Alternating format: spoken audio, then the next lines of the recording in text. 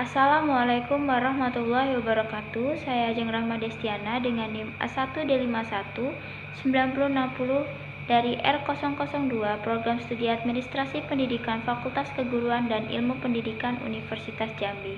Pada video kali ini saya akan membahas mengenai strategi pembelajaran inquiry.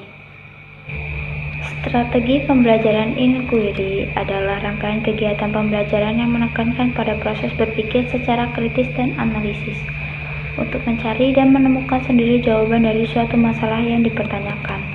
Ada beberapa hal yang menjadi ciri utama strategi pembelajaran inquiry. Yang pertama, strategi inquiry menekankan kepada aktivitas siswa secara maksimal untuk mencari dan menemukan. Artinya, strategi inquiry menempatkan siswa sebagai subjek belajar.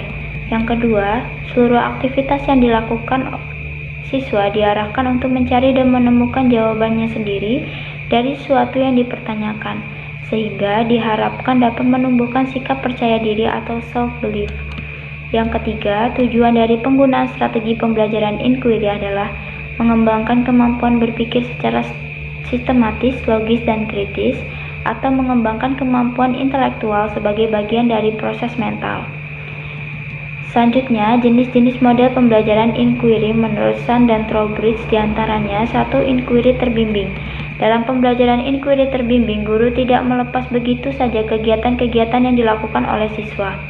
Guru harus memberikan pengarahan dan bimbingan kepada siswa dalam melakukan kegiatan-kegiatan, sehingga siswa yang berpikir lambat atau siswa yang mempunyai inteligensi rendah tetap mampu mengikuti kegiatan-kegiatan yang sedang dilaksanakan.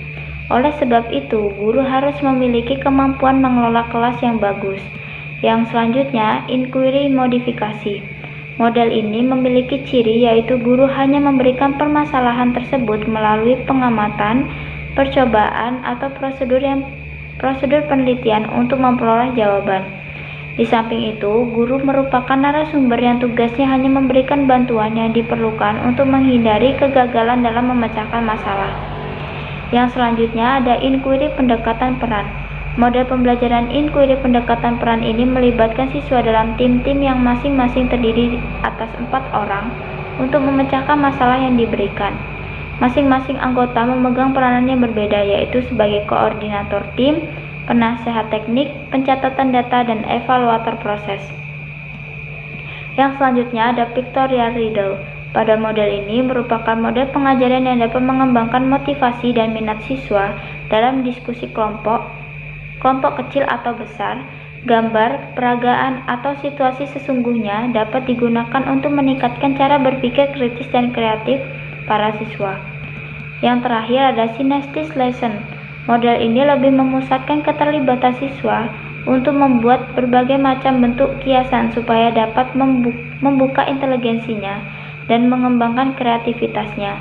Hal ini dapat dilaksanakan karena kiasan dapat membantu siswa dalam berpikir untuk memandang suatu masalah sehingga dapat menunjang timbulnya ide-ide kreatif. Materi yang selanjutnya ada strategi pembelajaran pemecahan masalah.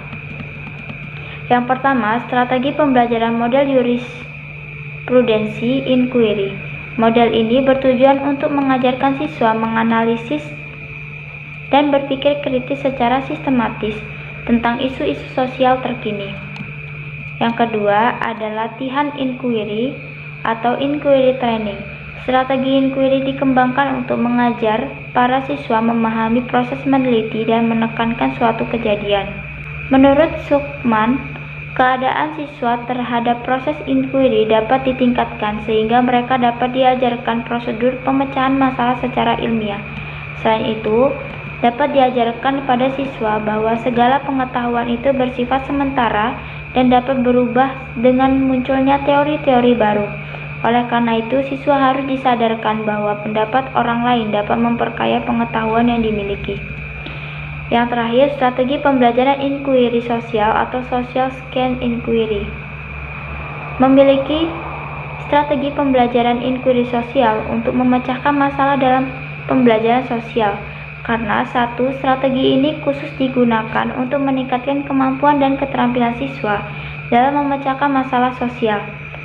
Hasil beberapa penelitian menunjukkan bahwa strategi ini terbukti efektif meningkatkan kemampuan dan keterampilan siswa dalam memecahkan masalah sosial.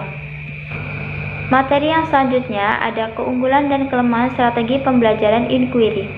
Strategi keunggulan pembelajaran inquiry merupakan strategi pembelajaran yang banyak dianjurkan karena strategi ini memiliki beberapa keunggulan, antara lain: 1.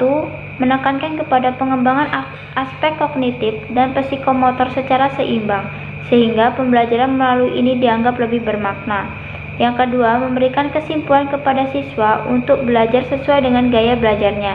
Yang ketiga, sesuai dengan pembelajaran psikologi, belajar modern yang menganggap belajar adalah proses perubahan tingkah laku lewat pengalaman. Yang terakhir, mampu melayani kebutuhan siswa yang memiliki kemampuan di atas rata-rata. Kelemahan strategi pembelajaran inquiry antara lain: 1. Sulit mengontrol kegiatan dan keberhasilan siswa. 2. Tidak mudah mendesainnya karena terbentur pada kebiasaan siswa. 3. Terkadang dalam implementasinya memerlukan waktu yang panjang, sehingga guru sulit menyesuaikan dengan waktu yang telah ditentukan. 4. Selama kriteria keberhasilan belajar ditentukan oleh kemampuan siswa menguasai materi pembelajaran, maka strategi ini akan sulit diimplementasikan oleh guru. Baiklah, itulah tadi pembahasan materi dari saya. Saya ucapkan terima kasih. Saya akhiri. Wassalamualaikum warahmatullahi wabarakatuh.